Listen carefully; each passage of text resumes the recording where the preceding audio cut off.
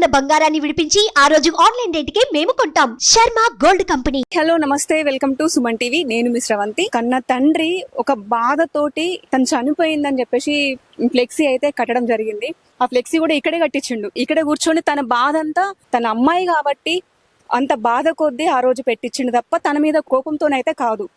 ఎంత బాధ ఉండి నేను అమ్మాయిని మంచిగా చదివించాలనుకున్నాను, ఒక మంచి జాబ్ కోసము మంచి స్టడీ చేయించి ఒక జాబ్ రావాలి, తన కాళ్ళ మీద తను నిలబడాలి, నేను దానికోసం నేను కష్టపడుతూ ఉంటే బాధ కొద్దీ మాత్రమే తనైతే ఫ్లెక్సీ కట్టించిండు. ఆ రోజు చనిపోయిందని చెప్పేసి ఫ్లెక్సీ అయితే కట్టడం అయితే జరిగింది. సో మనం అయితే ఇప్పుడు ప్రజెంట్ వాళ్ళ ఇంటి దగ్గర అయితే ఉన్నాము. మరికొన్ని వీరులు అడుగుదాం అసలు ఏం జరిగిందని చెప్పేసి కూడా మనం తెలుసుకునే ప్రయత్నం అయితే చేద్దాం. ప్రస్తుతం మనతో పాటు చిలివేరి మురళీకృష్ణ గారు మనతో పాటు ఉన్నారు. ఒక అన్న తండ్రి ఆవేదన, ఒక అమ్మాయి గుండెల మీద తన్ని వెళ్ళిపోతే ఎంత బాధ ఉంటుందో ఇప్పుడు తనను చూస్తే మనకు అర్థమైపోతుంది. తను మనతో పాటు ఉన్నారు. మనం అడుగుదాం వారిని అసలు ఏం జరిగిందని చెప్పేసి పూర్తి వివరాలు తెలుసుకునే ప్రయత్నం అయితే చేద్దాం. అమ్మాయి ఏ టైంలో వెళ్ళిపోయింది సార్? అంటే మార్నింగా లేకపోతే మార్నింగ్? పొద్దున్న. ఎవరు లేరా ఇంట్లో? మేము అందరం ఉన్నాము. అయితే మాకు వేరే కొత్త ఇల్లు కన్స్ట్రక్షన్ అవుతుంది. అక్కడికి నేను పోయినా, కొంచెం ఎలక్ట్రీషియన్ పని ప్రాబ్లం ఉన్నది అని అంటే టెస్టర్ కావాలంటే నేను ఇంటికి వచ్చినప్పుడు మా వాళ్ళు ఉన్నారు, నువ్వు ఒక్కరిని కరెంట్ పని పోతున్నావు కాబట్టి నేను ఎంబడి వస్తా అని అంటే నేను తనని తీసుకుపోయినాక 10 నిమిషాలకే తను బయటపడింది. ఎట్లా అసలు ఆయన వచ్చి తీసుకెళ్ళిందా లేకపోతే వాడు ఇంటి చుట్టూ ట్రాప్ చేస్తున్నట్టే కదా, వాడు ఇంటి చుట్టూ తిరుగుతుంది. ఇప్పుడు మేము బయటకు వెళ్ళింది వానికి ఎట్లా తెలుస్తుంది? అవును, తను చెప్తా మా ఇంటి చుట్టూ నా వెనక నా నీడ దొంగలు ఉన్నారు కూడా అనుకోవచ్చు కదా. వాడు ఎట్లా ట్రాప్ చేయగలుగుతాడు చెప్పు? వాడు ఎక్కడో ఇక్కడ ఈ గల్లోడు ఇంటి పక్కోడు కూడా కాదు, వాడు ఎక్కడోడు ఎట్లా చేయగలుగుతాడు? నా ఇంటి చుట్టూ తిరగడము, లేకపోతే నా వెనుక నా నీడనే నా దొంగలు ఉన్నట్టే. ఈ రకంగా నా గల్లీలే దొంగలు ఉన్నట్టు ఈ రకంగా అమ్మాయిని ట్రాప్ చేసి తీసుకుపోవడం. ఏ టైంలో బయటకు వెళ్తున్నారు, ఏ టైంలో వస్తున్నారు, మళ్ళీ వితిన్ గంటన్నర లోపలే నువ్వు లగ్గం చేసుకున్నా అని చెప్పేసి స్టేషన్ పోయి మేము ఇష్టము అని అంటే అసలు ఇక ఏ రకంగా జీర్ణించుకోవాలి? ఎక్కడ చేసుకున్నారు వాళ్ళ పెళ్లి? స్టేషన్ లో ఎక్కడ చేసుకున్నారు మాకే తెలుసు. పెళ్లి చేసుకున్న తర్వాత స్టేషన్ కి వచ్చారు. ఇప్పుడు ఓ తాళి కట్టి ఏవో చేసి మేము లగ్గం చేసుకున్నామని ఊరందరికి వాళ్ళ దోస్తుల ఊరందరికి వాట్సాప్ లో పంపితే మా పతార విలువలు తీసేసుడు ఎంతవరకు సమంజసం? మేము ఫ్లెక్సీ పెట్టుకొని నా కూతురు చనిపోయింది అన్నట్టునే తప్పైంది. మరి ఇది మా విలువలకు మరి చూడవా? మేము 100 సార్లు ఫోన్ చేసినప్పుడు కాంటాక్ట్ రావా? అది మా మనసు మరి మాకు అనిపించదా బాధ?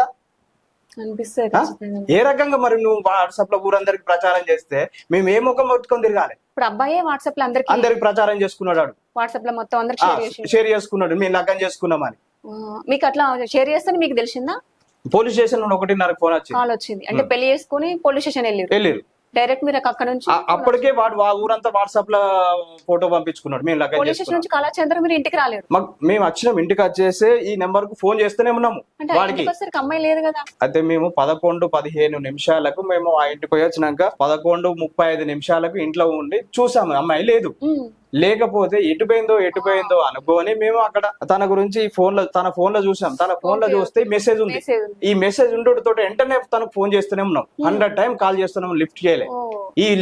ఈ గంటన్నర లోపలే మేము పెళ్లి చేసుకున్నాం. ఎక్కడ చేసుకున్నాడేమో పెళ్లి చేసుకుని పోయి స్టేషన్ లో పోయి మాకు ఫోన్ చేయించారు.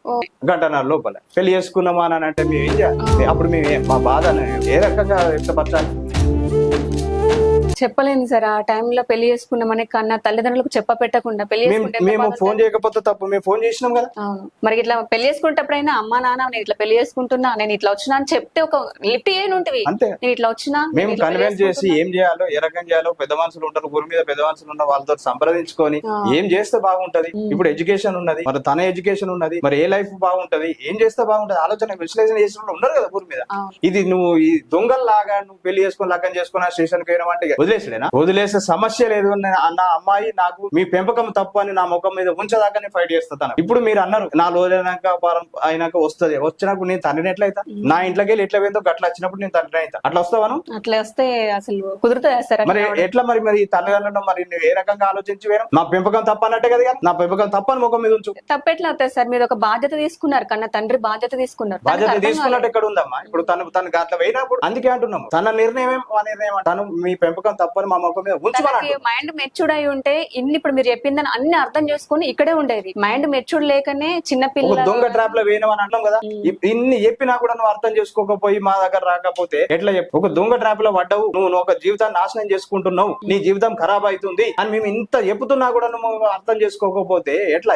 నిన్ను ఎట్లా స్వీకరించాలి? నేను పెట్టుకోను తప్పైగా నా ఆవేదన అది. మీరు ఇంత అర్థమైనాక మీకు ఆవేదన అనిపిస్తుంది, అరే ఇట్లా కాదు ఇట్లా చేయకూడదు అని మీరు అనుకుంటున్నారు. అదే ఆవేదనతోటి నేను ఆడ ఫ్లెక్స్ పెట్టుకున్న తప్పించి ఇంకే వేరే ఉద్దేశం లేదు. అర్థమైంది సార్. మీరు ఆ రోజు ఫ్లెక్స్ పెట్టినప్పుడే మాకు అర్థమైపోయింది ఒక కన్న తండ్రి ఆవేదన. తను అసలు చెప్పపెట్టకుండా పోయింది. పుట్టినప్పటి నుండి కలిసి పుట్టి మొత్తం తన బాధ్యత అంతా మీరు తీసుకున్నారు. కష్టము నష్టము బాధ అన్ని మీరు చూసుకొని చెప్పపెట్టకుండా గుండెల మీద తన్నేసిపోతే ఏ కన్న తండ్రికైనా బాధ ఉంటది. ఆ బాధ కొద్దే మీరు ఆ రోజు ఫ్లెక్స్ పెట్టించారు తప్ప ఇక వేరే ఉద్దేశంతో కాదు. కానీ కొంతమంది కొంచెం నెగిటివ్ అనుకున్నారు. ఆ రోజు జరిగింది అదే. ఆ రోజు అక్కడ సరే ఎవరేమో అనుకున్నా వాళ్ళ విజ్ఞతగా వదిలేస్తా అమ్మా. నా బాధ నాకున్నది, నా సమస్య నాది. నా కూతురు నా గుండెల మీద తనిపోయిందనే నా బాధ. నా పెంపకం తప్ప అని చెప్పి నిర్ణయం చేసుకొని పోయింది కావచ్చు. నా ముఖం మీద ఉంచుకోమని కూడా అంటున్నాను నేను. ఆమె ఏం రకంగా పెంచినామనేది మా మీద ఎంక్వైరీ చేసుకోరు. రేపు భవిష్యత్తు గురించి ఆ వాళ్ళ సైడ్ లో నుంచి ఎంక్వైరీ చేసుకోరు ఏ రకంగా ఉన్నది. సరే ఆమెతో మాట్లాడండి. ఆ మెచ్యూరిటీ మైండ్ ఏ రకంగా మీద లోక జ్ఞానం తెలియకనే ఉన్నది. తెలియకున్న అమ్మాయిని తీసుకుపోవడం తప్పు అని నేను అంటున్నా. తెలిస్తే వెళ్ళేది కాదు సార్. తెలియకనే వెళ్ళిపోయింది తను. ఇంకా చిన్న పిల్ల ఇంకా మైండ్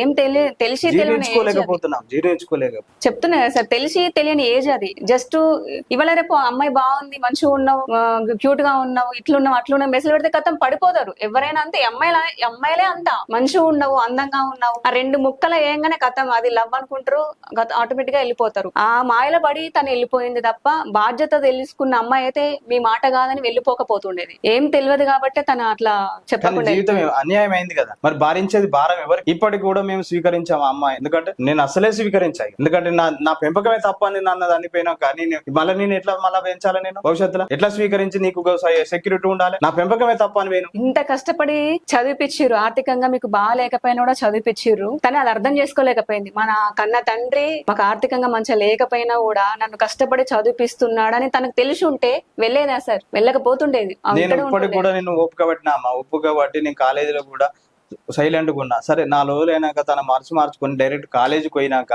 తన ఆలోచన చేసుకున్నాకనే అంటే మళ్ళీ లగ్గం చేస్తారట అని చెప్పేసి మళ్ళీ లగ్గం చేసుకుంటున్నా అని అంటే నీ జీవితాన్ని నీ సర్వనాశనం చేసుకుంటున్నావు అనిపించి నాకైతే బాధ అనిపిస్తుంది. ఎవరు చెప్పారు సార్ మళ్ళీ మ్యారేజ్ చేసుకుంటారని? మీకు ఎట్లా తెలిసింది ఇన్ఫర్మేషన్? అది మా భార్య వాళ్ళ అక్క బిడ్డకు ఫోన్ లో మాట్లాడింది. తనతో మాట్లాడుతానని ఏమైనా మనసు మారుతుందా, చదువు మీద దృష్టి పడుతుందా అని చెప్పేసి అని తనతో మాట్లాడింది.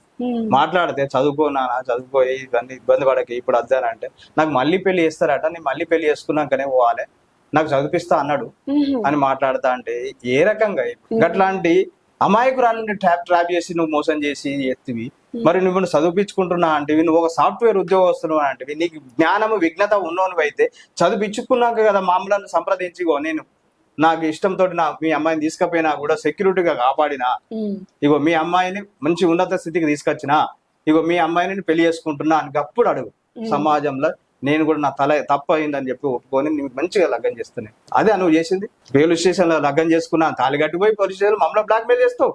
మళ్ళీ నీ కుటుంబాల కోసం మళ్ళీ ఎన్నిసార్లు హిందూ చట్ట మ్యారేజ్ చట్ట ప్రకారము ఏంది ఎన్నిసార్లు తాళి ఎన్నిసార్లు కడతారు? ఇది ఆస్వాదించేది. సడన్ గా ఇంత తొందరగా ఎందుకు అట్లా మ్యారేజ్ చేసుకున్నారు సార్? అంటే ఇంట్లో ఏమైనా ఫోర్స్ చేసిరా? మీరు ఏమైనా ఇబ్బంది పెట్టిరా? మేము ఏ రకంగా ఇటువంటి ఇబ్బంది లేదు. మేము ఇబ్బంది పెట్టింది అనేది ఏంటంటే మీ మీడియా వాళ్ళే తన గురించి తెలుసుకోరు. ఇప్పుడు నా లెక్కలు ఎట్లా తెలుసుకున్నారు? మీ తల్లిదండ్రులు ఏ రకంగా నేను ఇబ్బంది పెట్టింటూ నీకు ఎంత టార్చర్ పెడితే నువ్వు బయటకు వచ్చినావు తెలుసుకోరు అంటున్నా కదా. తెలుసుకోరి మీ పెంపకం తప్ప నా మీద ముఖం మీద ఉంచిపిస్తే మేము తప్పైంది. ఎందుకంటే ఇప్పుడు ఇంట్లో ఏమైనా అబ్బాయికి ఇష్టం లేని పెళ్లి సంబంధాలు చూస్తే వెళ్ళిపోతారు. 18 సంవత్సరాలకి పెళ్లి సంబంధం చూసిన ఏ మూర్ఖుడు ఉన్నారమ్మా ఈ దేశంలో? వెళ్ళిపోతారు. ఇప్పుడు ఇంట్లో ఇంకా మీరు చదివించాలనుకున్నారు ఆమెని, ఏ మూర్ఖుడు ఉన్నాడు 18 సంవత్సరాలు పెళ్లి చేసి? అంటే కొంతమందికి పెళ్లి సంబంధాలు తీసుకొస్తారు. మా ఇంట్లో వాళ్ళు పెళ్లి సంబంధాలు తీసుకొచ్చిర్రు, నన్ను తొందర తీసుకెళ్ళిపో అని చెప్పేసి వెళ్ళిపోతారు. మీరు ఇంకా చదివిస్తా అంటున్నారు. ఇంకా అసలు పెళ్లి సంబంధాల టాపికే రాలేదు. ఎందుకంటే చిన్నపిల్ల అని చెప్పేసి మీరే అంటున్నారు. మరి అంత తొందర ఎందుకు పడ్డదని అమ్మాయి? అది ఇప్పుడు నేనేం చెప్పగలుగుతా? ఆ ఆవేదనతోటే కదా నేను గుండెల మీద తన్నిపోయిందని ఆవేదనతో. అరే ఇట్లా మాకు చెప్పకుండా ఇట్లా పోవడం ఏంది? మరి నీకు వాడెంత టార్చర్ పెట్టిండు, వాడు నీకు ఏ రకంగా టార్చర్ పెట్టిండు అనేది మాకు చెప్పు. మాకు చెప్పకపోతే మీ మీడియాకి చెప్పమని రమ్మని. ఇప్పుడు వాడు కోసుకుంటేనే నేను లవ్ అని ఒప్పుకున్నానని మాట్లాడితే వాడు కోసుకున్నాడు అని అంటే మరి తల్లిదండ్రులు చంపిపోయిన మరి నీకు సమంజసమేనా? కట్ చేసుకున్నాడు కట్ చేసుకుంటేనే నేను ప్రేమ అని ఒప్పుకున్నా అని మాట్లాడి అమ్మాయి ఓకే నువ్వు నన్ను లవ్ చేయకపోతే నేను చనిపోతా అని చెప్పేసి కట్ చేసుకున్నాడు. అట్లయితే నేను అప్పుడు యాక్సెప్ట్ చేసిన అని మాట్లాడిందట మా వాళ్ళతోటి.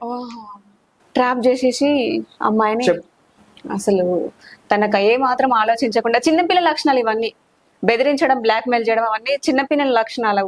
చిన్నోళ్ళు చేసే పనులే కదా సార్ ఇవన్నీ. ఇప్పుడు అన్నం తినపోతే భూజానికి పట్టిస్తా అని చెప్పేసి మనం ఎట్లా బ్లాక్ మెయిల్ చేస్తామో ఇది కూడా సేమ్ యాజ్ ఇట్ ఈజ్ అలాగే ఉంది. వాడు ఇంకా ఎన్ని బ్లాక్ మెయిల్ చేసిండో మాకు కూడా తెలియదు. వాడు మీ తండ్రిని చంపుతాను బ్లాక్ మెయిల్ చేసిండా, మీ తమ్ముని చంపుతాను బ్లాక్ మెయిల్ చేసిండా, ఏం చేసిండో తెలియదు. నేనేమంటున్నా అమ్మా, తన నిర్ణయం బయటకు వచ్చేసి మీ పెంపకం తప్ప అని అనుమానం. లేకపోతే ఇప్పుడు నేనెట్లా నేను ఇట్లా గారాభంగా పెంచి ఇంత చేసినా కూడా నన్ను అన్నిపోయినాము, మరి నీకు మేము ఏ దగ్గర తప్పు చేసినామో చూపెట్టు. మరి వాడు నీకు అంత మంచి చేసినా ఏం చేయాలి, ఏం చేస్తా అని చెప్పిండు, అది చెప్పు. చెప్తే నువ్వు వాని కుటుంబము, వాని ఫ్యామిలీ అంతా నీకు అంతగానో నచ్చింది ఏందో, మాకంటే ఎక్కువ నచ్చింది ఏందో చూపెట్టు. ఆ రకంగా నచ్చితేనే పోయినా అన్నదానికి చూపెట్టు. అంటే ఇప్పుడు ఏ కన్నతనం, ఇప్పుడు ఇంతకు ముందు నేను అన్నట్టు కన్న తల్లిదండ్రులు అబ్బాయి వాళ్ళ బ్యాక్గ్రౌండ్ చూస్తారు.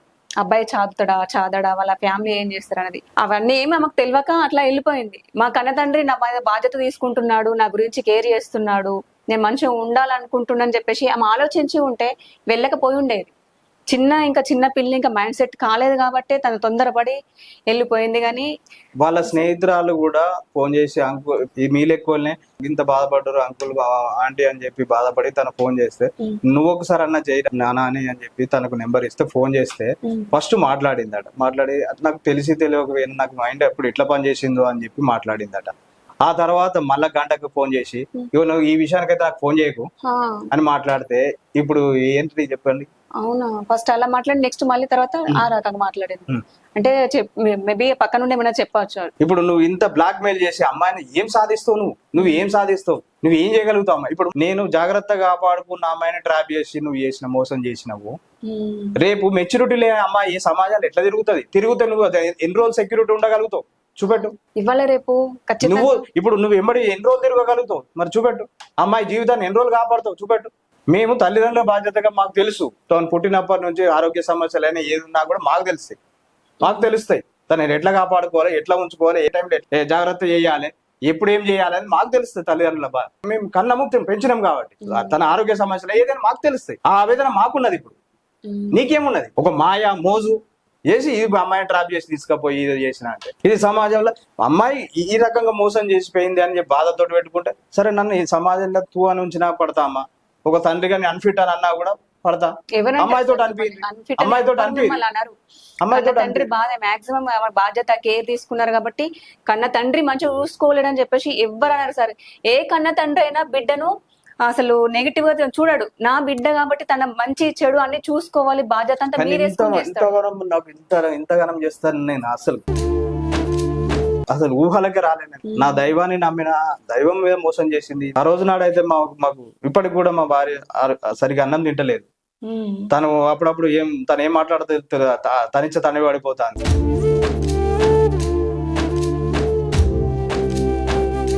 జీర్ణించుకోలేకపోతున్నాం.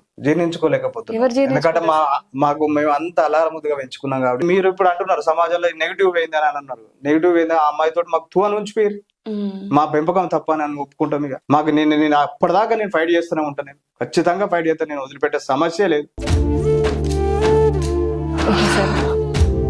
సార్ మీ అంటే అమ్మ నాన్న ఏం చేస్తుంటారు, మీరు ఏం వర్క్ చేస్తుంటారు, కొంచెం మీ ఫ్యామిలీ గురించి? నాకు పవర్ లూమ్స్ ఉన్నాయి అమ్మ. పవర్ లూమ్స్ ఉన్నాయి. గవర్నమెంట్ ఆర్డర్స్ పని చేసుకుంటా. తర్వాత గవర్నమెంట్ ఆర్డర్ లేనప్పుడు పాలిస్టర్ వ్యాపారం చేసుకుంటా. చిన్నగా ఉన్నది. నా ఫ్యామిలీ చదువుకునే అంత కెపాసిటీ తోటినే ఉన్నా. నేను మా భార్య, నాకు ఇద్దరు, ఒక పాప బాబు.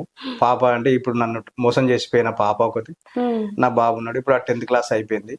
రేపు కాలేజీకి వెయ్యాలి. ఇప్పుడు రిజల్ట్ వచ్చినాక కాలేజీ గురించి ఆలోచన. కానీ నాకు భయం అవుతుంది అమ్మాయి. అసలు పిల్లలని ఏ రకంగా పెంచాలనేది నాకు భయం అవుతుంది. నాకు ఆలోచన లేకుండానే వస్తుంది. నాకైతే నిద్రలో కూడా ఒక్కొక్కసారి జల్లు అంటుంది, భయం అవుతుంది నాకు. ఈశ్వరునికి పరమేశ్వరునికి తెలుసు. సరే సార్, అసలు ఏ కన్న తండ్రికైనా అసలు బాధ ఉంటది. అమ్మాయి పెట్టకుండా వెళ్ళిపోతే ఆ బాధ అనేది నాకు మీ మాటల్లో అర్థమైంది సార్. మా కోసం టైం కేటాయించి మేము అడగగానే సరే అమ్మ రండి, బాధ అనేది ఉంది కాబట్టి మీరు చెప్పలేకపోయారు, కానీ మేము అడగగానే మీరు యాక్సెప్ట్ చేసారు. దానికైతే థ్యాంక్ యూ సార్. నేను మీకు ఎంత చెప్పినా తక్కువనే, ఎందుకంటే మీ అమ్మాయి వెళ్ళిపోయింది, నేను ఏం చేయలేను ఇప్పుడు. జస్ట్ 2-3 మాటలు మాట్లాడతా కావచ్చు, కానీ కొంచెం ధైర్యాన్ని ఏమైనా ఇవ్వగలుగుతా కావచ్చు, కానీ ఏం చేయలేను ఇప్పుడు. నేను అమ్మాయిని కూడా నేను తీసుకొచ్చి ఇవ్వలేను, నేనే కదా ఎవరు కూడా తీసుకొచ్చి ఇవ్వలేరు. తనంతలు తాను మనసు మారి మీ దగ్గరకు వస్తే తప్ప. Thank you sir. తనంతా తను మనసు మారి నా దగ్గరికి వస్తే నేను ఏం చేయగలుగుతామా? నాకు ఇంట్లో కడప దాటి ఎట్లా ఎందుకు అట్లా వస్తుందా? అట్లా రాదు సార్, అట్లా ఎవరు రారు. నా పెంపకం తప్పు అని నిరూపించదాకా నేను మాత్రం తనను వదిలిపెట్టేది లేదమ్మా. మీరు పెంచింది పెంపకం తప్పు అని నా ముఖం మీద ఉంచేదాకా మాత్రం నేను తనను వదిలిపెట్టే సమస్య లేదు. మీ మీడియా ముఖంగా చెప్తున్నా, ఖచ్చితంగా నాకు ఎవరు సహకరిస్తారో సహకరించకపోయినా కూడా ఆ ఈశ్వరుడు సహకరిస్తాడని అనుకుంటా. నేను ఫైట్ చేయడం మాత్రం ఆగదు. ఎందుకంటే రేపు మంచి చెడు జరిగినాక నా దగ్గరకు వస్తా అంటే నేను ఎట్లా స్వీకరించా. నువ్వు ఒక తండ్రికి అన్ఫిట్ అని చెప్పి నా ముఖం మీద ఉంచేదాకా మాత్రం నేను ఫైట్ చేస్తాను. గారు చెప్పిన మాటల్లో తన బాధ అనేది మనకు పూర్తిగా క్లారిటీగా అర్థమైందని చెప్పేసి నేను అనుకుంటున్నాను. ఏ కన్న తండ్రికైనా బాధ ఉంటుంది. పెంచి పెద్ద చేసిన అమ్మాయి చెప్పా పెట్టకుండా కన్న తల్లిదండ్రులు కాదని బయటకు వెళ్ళిపోతే ఏ కన్న తల్లిదండ్రులకైనా బాధ ఉంటుంది. ఆ బాధ కొద్దే తన ఆ రోజైతే ఫ్లెక్సీ పెట్టడం అయితే జరిగింది. ఎందుకంటే చూసే వాళ్ళకే ఏం తెలీదు, భరించే వాళ్ళకే బాధ అయినా నొప్పి అయినా తెలుస్తుంది. ఆ బాధ అనేది మనకైతే స్పష్టంగా మనకి అర్థమైంది. కెమెరామెన్ రవితో నేను మీ శ్రవంతి, సుమన్ టీవీ.